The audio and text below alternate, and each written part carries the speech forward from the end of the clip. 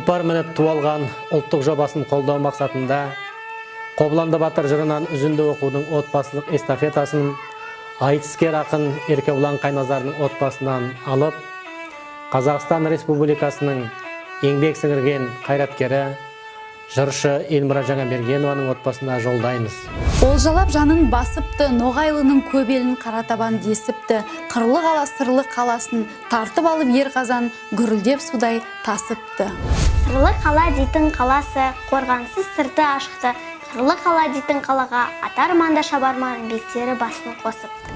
Қырлы қала маңынан жау жиылмас десіпті, көңілі солай өсіпті.